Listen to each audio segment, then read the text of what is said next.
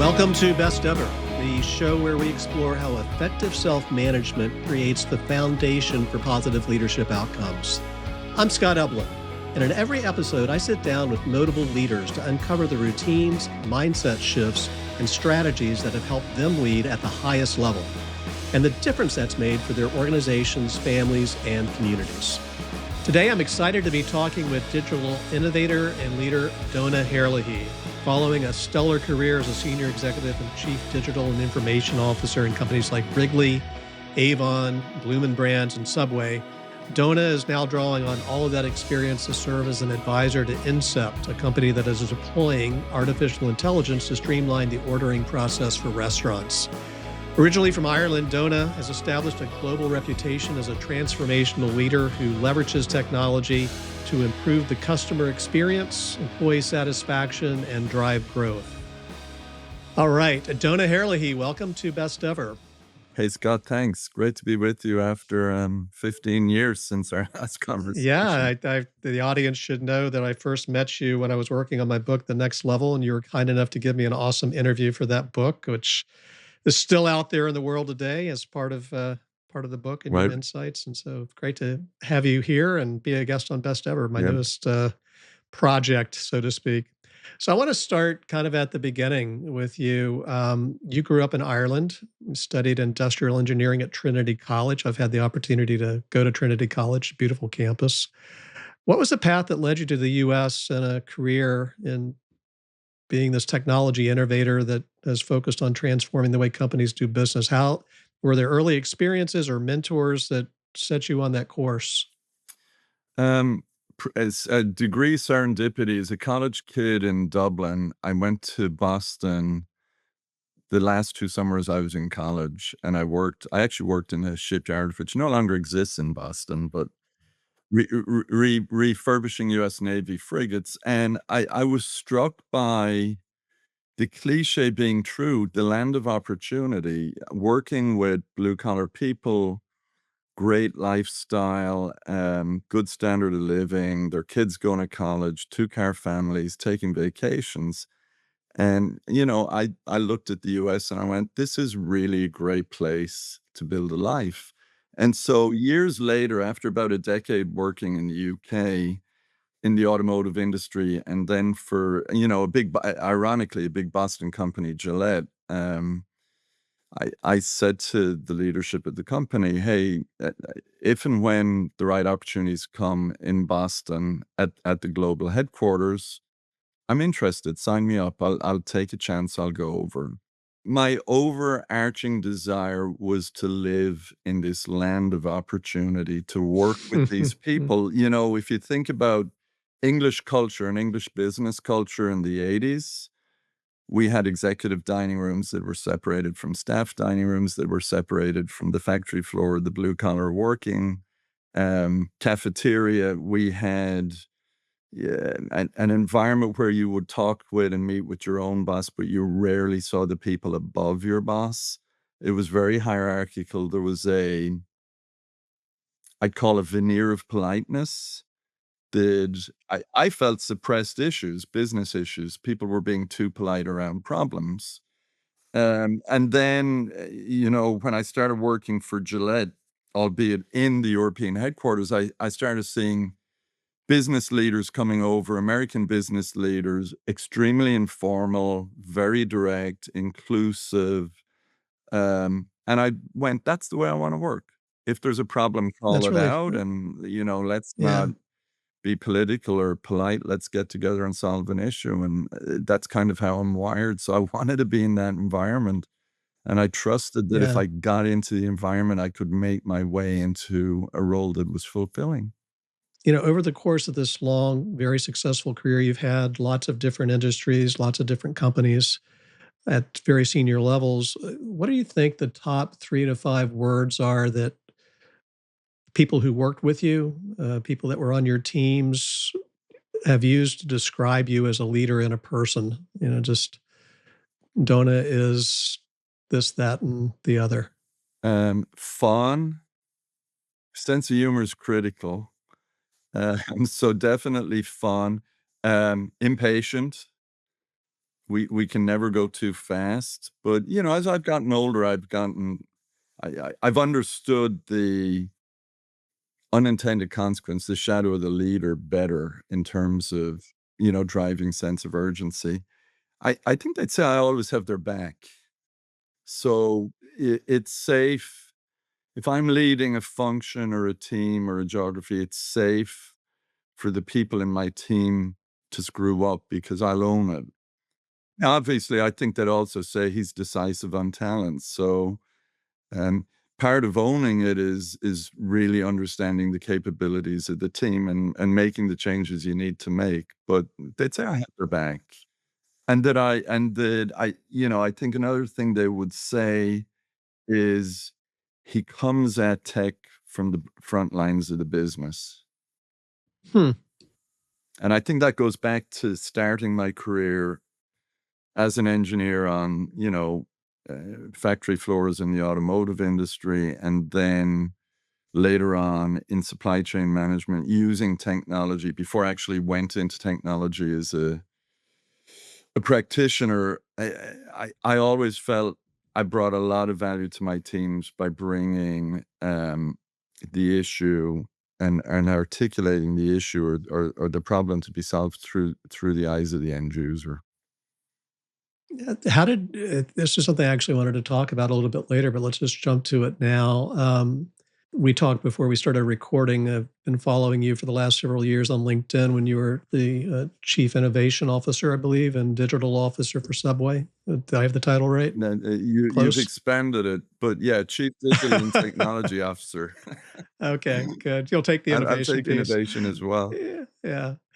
I remember a photo that you posted on LinkedIn, I believe, of you and a few other senior executives from Subway, and you were making sandwiches, right? Yeah, You were behind the counter.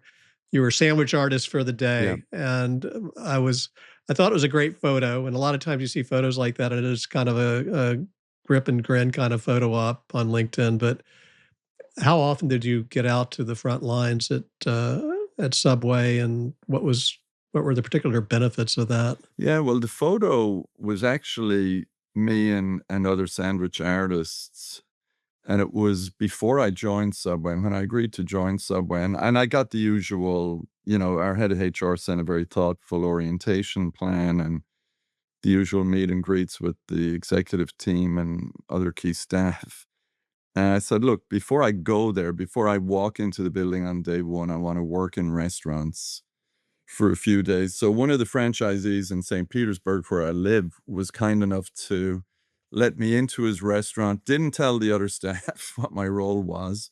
And I went in there as a trainee and I learned how to use the point of sale. I used how to bake bread. I learned how to make a sandwich. I learned about the health and safety and cleanliness regime, everything.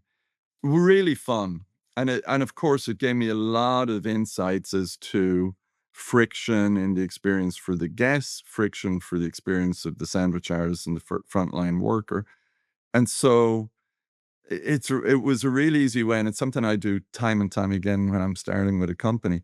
I want to arrive that first week or two with good questions about why do we do things certain ways, and I come at that through being the guest and being the frontline worker and having those insights and bring them into the conversations. You know a lot of other people that have had roles like yours in different companies. How usual or unusual is that approach in your experience to spend the first week or 2 out on the front I line? look, I think now it's quite common for leaders to go out and, in the restaurant industry, you'll sometimes hear this term listening tour. So go out, visit restaurants, talk to managers, have conversations. That's super valuable. And that's something that myself, my team would do several times a year is get out there and be with our franchisees in the case of Subway and our consumers. I find it even more valuable though versus listening or observing is actually doing the job. It's more visceral when you're doing the job and you have let's say at lunchtime rush and you're struggling over how to redeem a loyalty member's reward and the point of sale. And there, Punch the card. and there's 15, and it's no Yeah, longer punch the card, it's all digital, and there's yeah, 15 yeah, people, and sure. you can't find the right screen on the point of sale to complete the transaction. You don't have to take notes. You're going to remember that for the rest of your life. It's visceral. And then the energy and the insight that you can bring back to your team with these visceral experiences, I think is super valuable. How important is it to refresh that perspective, and what's the right cadence for refreshing that frontline perspective, do you think, for a senior executive? I think we think in quarters a lot in business, and I think quarterly is fine. How fast is the world moving? But you're always going to get new insights. You're Mhm, always going to mhm. get new insights. Yeah. A few minutes ago when I was asking you to describe or to check off how other people describe you, the first thing you said was fun, and then I think you used the word again in the, sandwich artist experience story. So that's obviously something that's a big one for you. What does it take? What's the role? Let me ask it this way. What's the role of fun in leadership? That was your number one answer. How does that play out in the practice of leadership? Humanizing people, it's a tremendous way to humanize a leader. We mentioned you in prior to the call. You mentioned that you knew John Chidsey. Um, John was the CEO at Subway. John recruited me to Subway. John, as all CEOs do, intentionally or unintentionally, John created the culture at Subway. It was a function of his style, his priorities, his preferences as a leader, conscious and unconscious. He did it very consciously. Um, and John brought four core values to Subway. One of the core values was fun. Hmm. If you're going to do the work and you're not having fun, it's not going to be your best work. So fun's important from that point of view. For me, it just humanizes. It de-risks the relationship between people if you can get past just the transactional business part, have fun together, understand each other, build relationships, build trust.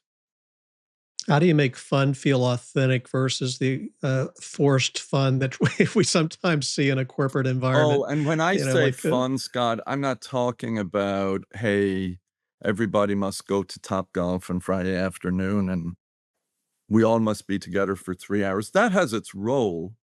Hopefully it's organic. That's organized by the team and not the boss.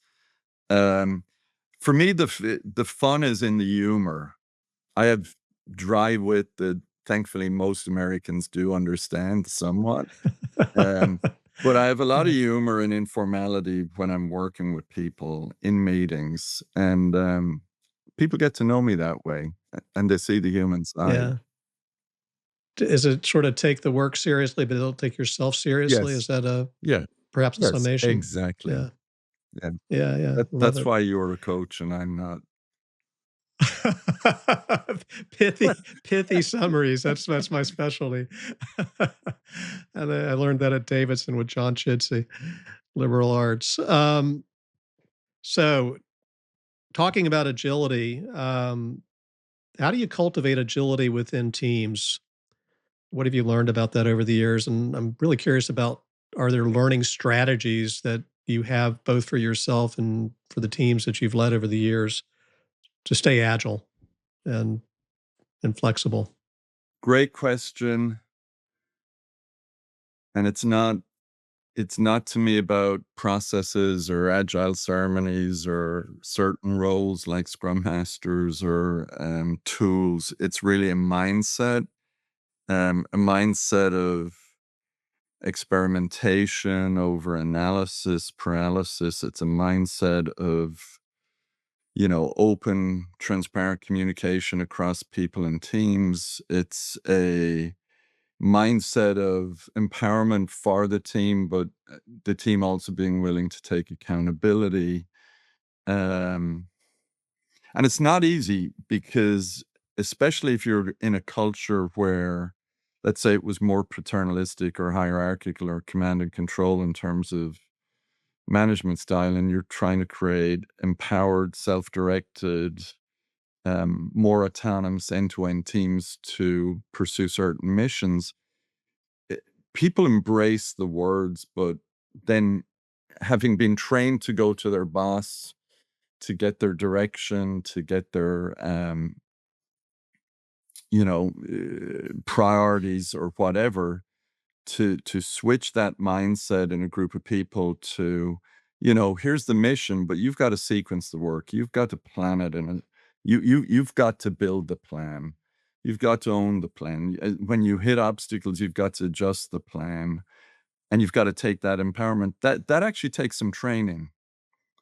Training's an accelerator at times. You learn on the job, but you learn faster if you're brought through a process. And that's where I think there's lots of firms out there who can do that work to shift people's attitudes and mindsets to, you know, a mindset that is compatible with being agile.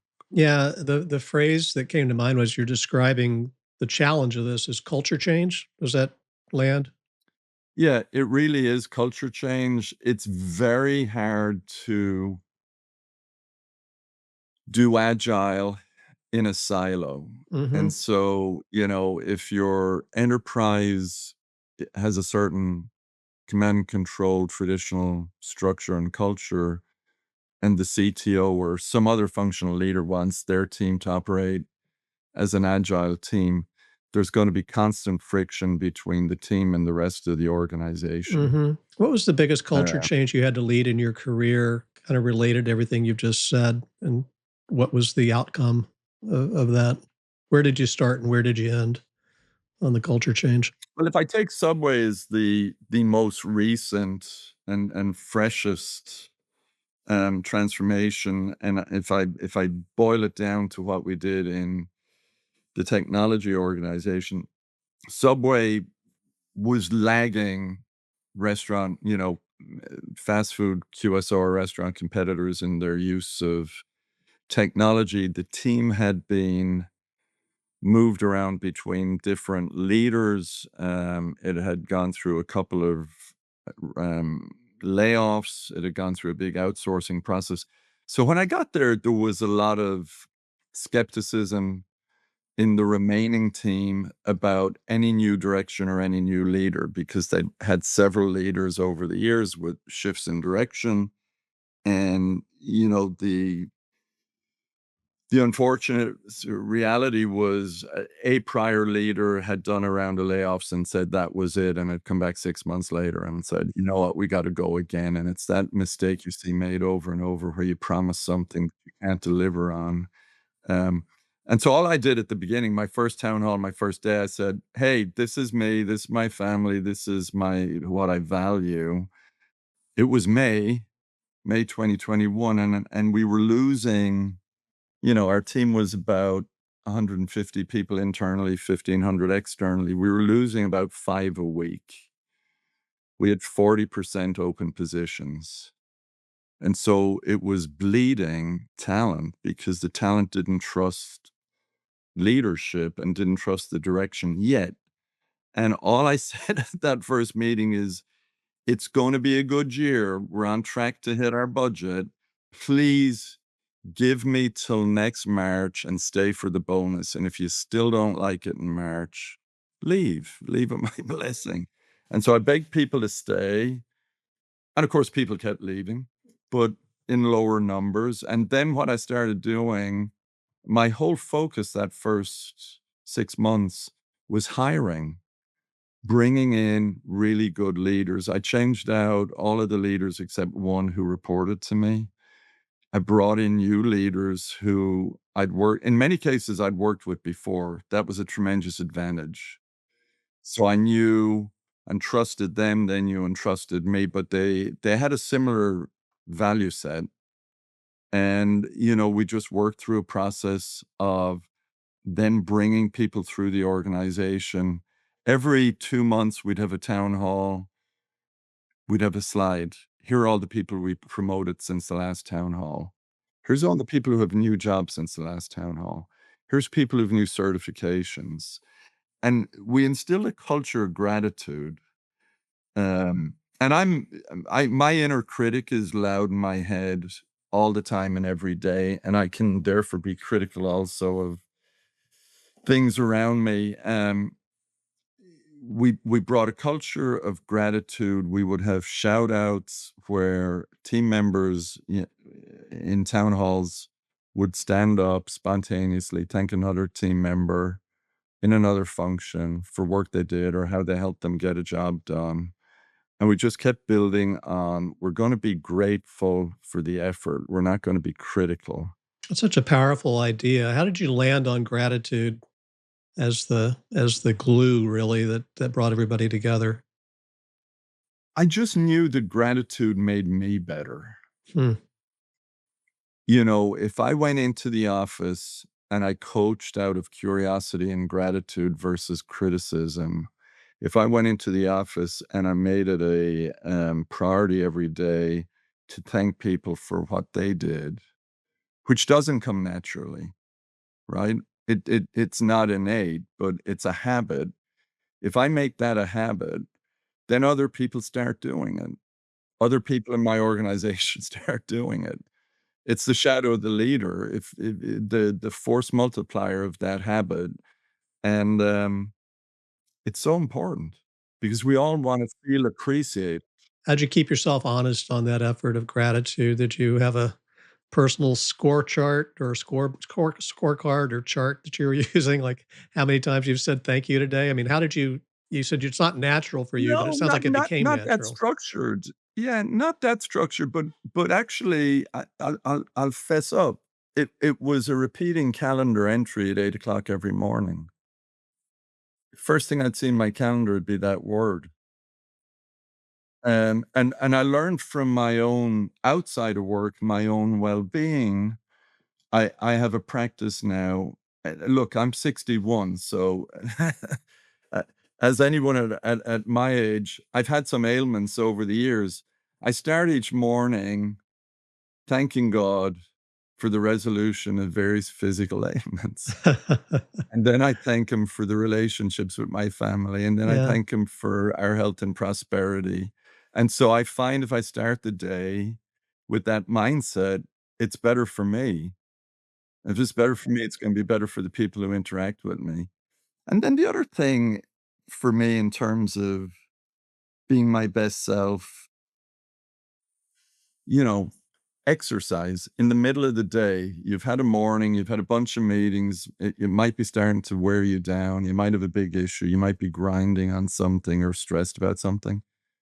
Going to the gym at lunchtime, disconnecting from the problem, getting a different perspective by not thinking about the problem, by focusing on something completely different, like, can I do a plank for however long? Uh, I'm coming back re-energized physically, but also with a better perspective, a broader perspective in the afternoon. Mhm. So very simple tactics, which I'm a believer in the power of habits. Mhm. I never think about going to the gym. There's no internal debate. There's no mental friction. I pick up my bag and I go on autopilot. Same thing with my morning gratitude or other things I do. If I can make it a habit after a week or two, it's unconscious. I'm just doing it. Yeah, I mean, you're touching on something so near and dear to my heart. It's really kind of the premise of this whole show is the connection between self-management and routines like the daily workout routines, like the daily reflection on what you're grateful for, and the impact that has on your leadership. So since we're already talking about it, so daily workouts, daily gratitude reflection, what else? Probably small, simple things are you doing on a regular basis do you find have helped, not just now that you're retired, but I want to talk in a minute about what you're doing with Incept, but over the course of your career, what other personal routines have you had that you think have made an impact on the way you've shown up for your team, but also your family and friends and anybody else in your world? Yeah, I mean, I really enjoy socializing with my colleagues. Mhm. Um, Made easier in some cases, when I was working at Subway, our 2 headquarters were Connecticut and Miami. Well, I don't live near either, so I'm inevitably going back to a hotel room most nights of the week. So easier for me, but a lot of team dinners or happy hours at the end of the day, just getting together, um, being convivial, getting to know people, getting to know them outside of work is another habit. And it's a fun thing to do. Yeah. Yeah. I've thought a lot while we've been talking, Donna, about the idea of psychological safety. You used the word safe a little while ago, and Yeah.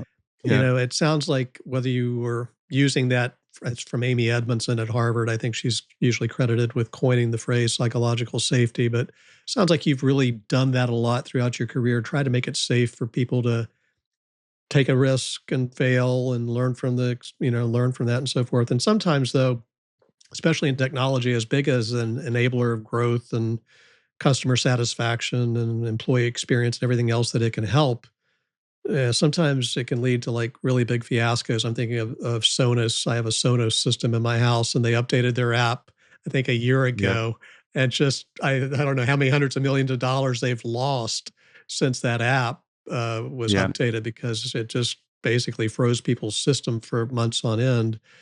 So there's a big risk associated with this as well. I'd love to hear, has there been like a big miss or a near miss in your career as a technologist? Uh, if there was, how did you recover from it? How did you keep your team feeling like it was going to be okay? We're going to get through this and it's going to be better on the other side. Tech leaders have plenty of misses to talk about. It's a bit like being a hitter in baseball. And so that whole notion of how can you make a lot of small bets or small tests and then surface the winning product, the winning feature, the winning content, the winning idea, strategy, whatever. Um, that's been a huge benefit in the latter part of my career. Going back to your questions about agile and a agile culture and an agile mindset versus, I started my career when tech projects were monolithic things. You bought a mainframe, you wrote a ton of code, you stood up a system, it either worked or it didn't. You didn't know it worked till it went live. Um, and so we've had the benefit of cloud computing that unlocks a certain amount of scale up, scale down, test and learn capability. And then that married with, the agile philosophies de-risks it. But, context, I'll give you one personal example. Earlier in my career, when I was in Gillette in London, we built for our European business essentially a sales data warehouse, what we would call today data warehouse or an analytics platform, but it was at a scale that was leading edge for its day. We built it. Our European leadership was thrilled. Um, I got an email from the CIO of Gillette in Boston and the CFO of Gillette saying, "Hey, we'd like you to come over and present this to us." And, I basically went over to Boston and take a victory lap of, "Hey, we built this great platform and, everybody in Europe Yeah. loves it. And, this is a win and get an attaboy." And what I got instead was I was rebuked. I was rebuked because in parallel with the effort that I led in Europe, the entire corporation at a corporate headquarters level, global headquarters level, was down the path to build a similar capability for the enterprise. And I was rebuked and I was shocked. And I was rebuked because I had duplicated effort, right? And so the lesson for me was lift yourself up and broaden your perspective. What is the enterprise? What's the mission? Who do you need to be talking to understand if there's something you can reuse or you can share resources and collaborate? And, that lesson stood me in good stead because about a year later, the um, the Gillette company decided to shut down data centers all across Europe. There were data centers in every country. It was back in the days where, the general manager of France had his data center with his mainframe, and the one in Italy it is, and so on. And other colleagues were resisting this. It was giving up a piece of turf. Um, I remembered the rebuke. I went, "I'm with the program. How can I help?"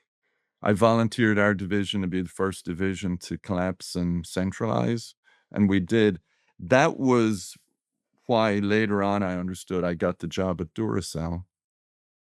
That big moment, it was, "This guy's a team player, he's gonna collaborate, he's got the good of the enterprise in his heart, not his silo, his geography, his function." Yeah, you used to work for another person I interviewed for the next level, Lucian Alzieri at Yep, Avon, and yep, one of the things that Lucian shared with me in my interview with him years ago for the next level was the people who succeed at the executive level are the ones that have a business first, function second kind of mindset, yeah, which is exactly what you yeah, exhibited in that story, right? yeah. Because you were thinking But I had to learn about the the lesson the enterprise. hard Yeah, way. yeah, yeah, Yeah, I had yeah. to learn the lesson. We had this discussion at Subway, and it surfaced an interesting concept for me, and the question that was posed is, "Who is your first team?" Right. Talk about that. A and, you know, in my case as the CTO, was my first team my technology leadership team, or was it the executive leadership team? And the unlock was, it's the executive leadership team. That's my first team. My second team is my function. My first team is the enterprise and those relationships. Mhm. So it sounds like an obvious question, but I'd love to hear an answer. What's the benefit of having that mindset? What outcomes are possible by taking the first team approach? Well, it makes me or any of the member of that leadership team just a better conduit, a better representation of the issues, the priorities, the dynamics of the whole enterprise for your function. Your function's just a better function. It's like having the CEO leading every function. If their lieutenants are, executive team first, cross-functional, enterprise first, it's not about my project, it's not about my budget, um, you're a much more powerful leader to your team. They understand why we're doing things as opposed to what we're doing. It's a lot easier to get more meaningful things done too. Yeah. Right? Yeah. And Yeah. everything is so cross-functionally collaborative, Scott. Mhm, mhm. You know? And especially in my world, but I can't think whether you're the chief legal officer or the head of sales or the head of tech, it doesn't matter. We all touch every other function. We can all impair or accelerate the progress of every other part of the business. And so if you're not just woven into the business cross-functionally, you're not an effective leader. You're creating an effective silo, but you're not creating an effective engine for positive change. Yeah, I am so glad you brought up that idea of first team. That's such an important worldview to take and way to operate. I want to come back. This is actually a pretty decent pivot off the subway kiosk story and bringing technology into the ordering process. You've recently joined the board of advisors at an artificial intelligence based company called Incept. I've got a follow up question here, but just to set the table, what's the big idea behind Incept? If you could explain it for us in a minute or so. Yeah, Incept.ai is the company, a great startup, two very good founders, good pedigree. The problem they're trying to solve, which relates to the industry I've just left, the restaurant industry, is, high fidelity, AI chatbot for voice ordering. Be it, I'm phoning in a pizza order, I'm sitting in my car at a drive-through, talking into a microphone and ordering in that mode. The challenge and there have been solutions released over the last several years to this opportunity. The challenge, one of the challenges for those solutions is order accuracy. And the biggest impact on order accuracy is background noise and distorting the bot's understanding of the conversation because of other background noise. And the secret sauce these guys are developing, have developed, is a way and a set of algorithms that manages and filters out signal from noise better than anyone else. Okay, so it's sort of like noise canceling headphones for the ordering system. Yeah, Yeah, exactly. And so with that, and if of course, then if you have also it feels natural, it feels professional, it feels friendly as you're interacting with this chatbot, which it does. And it always asks the right questions. It always asks the suitable upsell or cross-sell questions at the right time, and it's always accurate. That's a better experience for the guest, and it's obviously a better experience for the restaurant owner who's getting incremental revenue. And by the way, it's not all about labor saving, but labor is expensive. And if you can deploy humans to do more interesting work than sit with a headset listening to drive-through orders all day long, you'll run a better restaurant. Get them to do something that improves the product, you know? yeah. I felt like so we're recording this in April of 2025, and I think back to last year, 2024, and I concluded pretty early last year that it was the year of artificial intelligence. Every client company I was working with, that was the conversation all year long. Last year Yep. was AI, and this year probably the same thing, just more of it. How do you think AI is going to change the practice of leadership, or for that matter, self management? I mean, you're a person that's been around technology your whole life professionally. I'm sure you've thought about it. What's the human impact for good or for bad related to AI as it relates to leadership and everything else on the human side? There's so many. I remember when I was at Avon, we were in an executive meeting and we uncovered the Asia region. So Avon was a big global company with supply chain and manufacturing and sales and distribution all around the world. There was a supply chain problem, and the folks in Asia figured out how to solve it. But it was a solution that the rest of the company could use. We didn't know about it, and it came up, in a conversation, and the head of sales sat there at the executive table and said, "If only Avon knew what Avon knew." And it stuck in my mind, and it was a way of articulating what if we all knew everything that is to know just within the four walls of our companies? If that knowledge and experience was instantly discoverable, you could query it, you could learn from it. What force multiplier would that be? And so, I mean, that's in our hands right now. We can do that now with AI. We can put AI engines over our content. It can reason it. It can deliver it to our people. And so, that's a very short term, incremental change to business, but it's going to make people's lives easier and it's going to make solutioning problems faster. Um, Nothing as groundbreaking as, developing new compounds to cure diseases, which is, the other end of the spectrum, but what's probably more exciting. And on self-management, imagine, I've been privileged since, my late 20s. I've always had an assistant, manage the calendar, set up the meetings, book the flights and hotels, whatever, screen the phone calls, react to non-urgent emails if needed. M Everybody can have that now. Everybody can have agents that will be even more effective than our EAs traditionally were, and will, so, as somebody coming into the workforce now, it's gonna be a very different experience Yeah, the in phrase I've in heard. terms of the Yeah, assistance, you know? yeah. The phrase I've heard a lot in podcast interviews and elsewhere lately is AI is the worst right now that it's ever going to be. Exactly. It's just going to get Exactly. better and better from a efficacy standpoint. What's your favorite way to use it personally? You just talked about the scheduling and all that, but in addition to that, what's your favorite personal application of AI? I'm generally trying to discover how to do something. Um, so for example, yesterday I'm buying a car in Florida. I want to ship it to North Carolina. It's going to be registered in North Carolina. Hmm.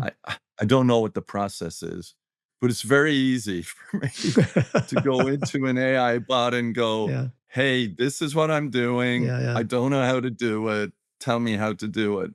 And it's a beautiful thing. And then, of course, I discovered, I have a great plan because it's given me like the 7 steps I need to follow. And I call the dealer and it's wrong on one of the steps. So to your earlier point, you know, it's not perfect, but it removes so much friction for me in my life for discovering how to do something I don't know how to do, or even something simple. I met with an entrepreneur this week who wanted my input on their business and their product.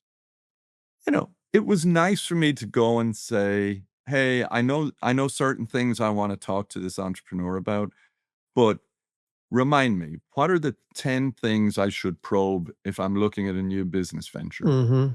Mhm. And it's like, okay, I knew 8 of those. They were in my head. Oh, those 2 things I'd forgotten about. I Right. should probe those. Yeah. So it's an extra brain and an extra piece of memory for me. Yeah. I find the same thing, in my work. Kind of on that point, and I know we're just about at time. I wanna honor that with you for sure, but, um, AI is the biggest and newest topic of conversation in the technology space. What advice would you offer to non-technical executive leaders who want to spark transformation, digital-based transformation to organizations? Like they don't have the background that you have, they haven't had the experience that you've had, but are there specific skills or mindsets that they should cultivate in themselves and maybe in their teams to make the most of that opportunity, that digital transformation opportunity? We've talked a lot in my career about change management, Mm. Mhm. and transformation is not change. Change is incremental. Change management principles, we've all studied them.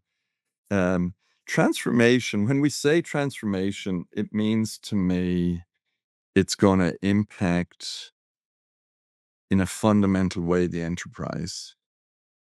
It's a business model shift, it's a change in strategy. It may be visible as a digital platform, but the digital platform is just the surface of this bigger change. A change which, if it's not executed well, is going to derail a business. And so, my number one question when people are going into that transformation would be: is the CEO the sponsor? Is the CEO driving it? Is the CEO making it a top 3 priority? Is the CEO committed to the funding and the resourcing? Is the CEO committed to the testing? Is the CEO understanding that there will be disappointments and failures along the way, but that's part of the process of test, learn, iterate? Um, and if you're not seeing that, it's going to be stillborn sooner or later. There'll be a bad quarter. The reality that it's not the top priority will become apparent when you're asked to pare back or delay or cut scope. Digital transformation is like culture. It's inevitable that it has to come from the very top leader. And then the one team, that executive team, also has to be bought in, Starts at the top. Yeah. right? Because if not, inevitably, there are tough moments in digital transformation or any transformation. There are tough moments. And when the tough moment comes, if the very top of the organization isn't committed and everyone else isn't rowing in the same direction, it's going to become, hey, this isn't working. Let's change course. Yeah. Yeah. You've had this quite amazing, exciting, sometimes demanding, sounds like most of the time fun career. Now you're into a different phase, your next chapters. What are your hopes or intentions in different arenas? You're still active professionally, but also home life, community life. What does good to great look like for you over the next 10 years? It's uncertain, Scott. I mean, I'm 3 months into my second retirement. Um, what I'm doing this time is giving myself more space for serendipity. The first time I retired, I scheduled myself heavily. Days for investing, days for nonprofit work, days for other work or advice. So I've taken on a couple of advisory things.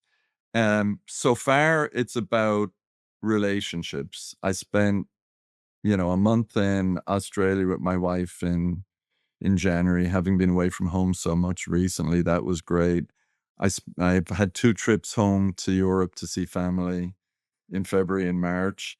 It's a lot about that. And then the reality is living in St. Petersburg and with a second home in Asheville, North Carolina, I live in 2 communities that have been tremendously disrupted by hurricanes and are still recovering. Same And hurricane in so that case, right? I mean, you got St. Petersburg first and then yeah, moved up to yeah, North Carolina. Helene, Yeah. so my neighborhood, about 50% of the homes are empty because they got flooded and they're still remediating. And, Asheville is in a different, and Western North Carolina, a different situation, but equally bad. And so the opportunity to help and give back and volunteer there is compelling. And, I love business. I'm going to stay connected with business, Yeah. I just love not it. full time. Yeah. Yeah. I love it. Yeah. So my last question I always like to ask folks, kind of an off the wall question. What's been in your ears lately? In other words, are there podcasts or other resources that come through your earbuds that you're listening to, inspiring your Yeah. thinking, shaping your thinking? Yeah. Yeah. I just finished so I do a lot of Audible and Mhm. I do podcasts, but I listen to a lot of audiobooks. So I just finished yesterday on my walk the book on NVIDIA, The NVIDIA Way, Oh, wow. Okay. Well, which is tremendous, well yeah. written, very engaging. And I'm going to sound geeky now. They're not all about tech, but I've just started Source Code by Bill Gates, Oh, which yeah. is his autobiography. Yeah, that sounds like a fabulous Yeah, book. Yeah. yeah, yeah. So What was the big takeaway from the NVIDIA book for you? What did you learn that you didn't know? I learned the courage of Jensen, and going back to your question on digital transformation, what he's done is digital transformation on the greatest level maybe we've ever seen. But NVIDIA was a successful graphics chip manufacturer, designer, manufacturer, and growing nicely, margins growing nicely, public company.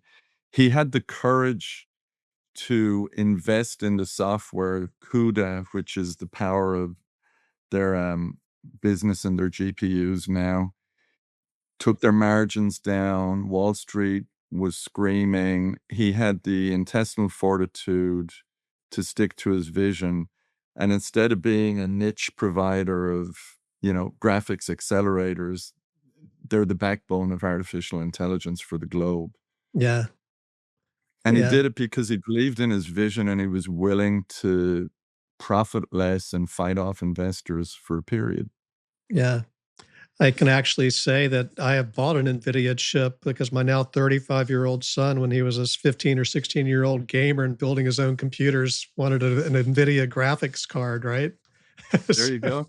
yeah. And that would have been that's if Wall Street had their way, that's the business they'd still be in. Yeah, it's crazy. Yeah. Yeah. Well, listen, this has been such a fabulous conversation, Donna. Thank you so much for taking the time and for sharing so much wisdom that you've accumulated along the way and along the years. Thank you. Well, it's lovely seeing you, Scott.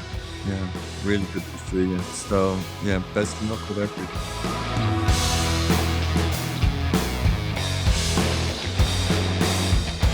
So it's time for this episode's coachable moments segment. Things that stood out for me from the conversation with Donagh was this idea of psychological safety. It's not a term that he used, but when he described it early in the conversation, how he thinks other people would describe him, and the first word out of his mouth was fun. The next phrase, I think, was having his team's back. And there were other things that he mentioned like that that create an environment of psychological safety. And when people feel safe, they take more risk, they learn from their mistakes more quickly and thoroughly, and they get bigger and better things done. And he's very clearly a leader who has used that concept to its fullest over the course of his career. So, how did he do that? That leads to the second theme that really came up for me. He is a very intentional leader, especially around the concept of psychological safety and team leadership. You noticed when he was talking about agile, for him, it's not about the process and all the jargon like scrums and everything else that goes with the agile method of working that we read so much about these days. More, it's about how people are led. And one of the words that he used to describe this culture change that you have to lead to help a team be more agile in practice and not just in the theoretical construct. The very first word he focused on, I believe, was gratitude, which honestly, that surprised me. That's not what I was expecting to hear in a conversation around agile. But it's like, what am I grateful for? What do we need to be grateful for? What should we be grateful for? Uh, and if we're feeling grateful, we're going to do better work. And so he was really intentional about saying thank you. He's really intentional about encouraging other people to say thank you. Stand up at a town hall and thank that team across the way, that team that's in part of the bigger team, for what they did that helped you and your team get your work done. And I asked him, like, how did you he said, this is not a natural thing for me to be somebody who expresses gratitude. So it's like, so what did you do? Did you have like a scorecard or a score sheet that you used, scoreboard? And he said, no, not really. But then he said something really interesting. He said, I actually put it on my calendar. And at 8 o'clock in the morning, the first thing I saw on my calendar every day was gratitude. Go express gratitude. So that's a great way to systematize an intent. He had the intention of encouraging a culture of gratitude in his organization. That starts with him as the leader. Therefore, especially if it's not a natural thing for him to do, he had that daily reminder to be grateful and to express gratitude, which I just thought was brilliant. And then finally, the third concept that really stood out for me in the conversation with Donagh was when he brought up being a member of the first team. And there's your functional team that you lead every day, day in and day out. And then there's the team that you're a part of, the leadership team that you're a part of. That's the first team. And we talked about a gentleman he used to work for at Avon back in the day named Lucian Alzieri, he worked with Lucian Alzieri at Avon. And Lucian told me in my interview with him for the Next Level years ago that leaders who succeed at the highest levels are those that have a business first, function second kind of mindset. And so when you're on a leadership team in an organization, that's the team that you're focused, those are the outcomes you're focused on first. What do we need to do together to move the business, the enterprise, the organization forward? And honestly, you'd be surprised as an executive coach over the years how many leadership teams leaders I've seen who don't do that. They take a function first kind of mindset. Whatever my team and I are working on is the most important thing simply because we're working on it. And that's a limiting worldview. And you don't get the biggest possible results. And honestly, your career doesn't go nearly as far. Donagh has had a very successful career for lots of reasons, but one of them, and he told several stories that illustrate this, is because he took that first team mindset pretty early on in his career, and he looked left and right and diagonally about what's the bigger picture and not just up and down, up to his boss and down to his team to get things done. So psychological safety, acting with intent, scheduling what you're intentional about. And if you're a member of a leadership team, taking that first team kind of mindset, the leadership team is your first team. And then once you've got that, you pivot and say, what do we need to do as a function to contribute to the bigger picture? If you found today's conversation valuable, be sure to follow Best Ever on your favorite podcast platform and leave us a review and a comment on this episode. I want to know what's landing with you, and your engagement really helps others discover the show. And if you're looking for more on how self-management fuels lasting leadership impact, connect with me through evelingroup.com. I've learned it takes a village to make a podcast. Thanks to executive producer CeCe Huffman and editor Mark Meyer, both of Wavestream Media. And thanks to my other team members, Lindsay Russell, Mary Moats, Sophia Shum, and Diane Eblin. Best Ever is a production of the Upland Group. Thanks for listening to Best Ever, and until next time, keep taking those small steps that lead to your best ever outcomes.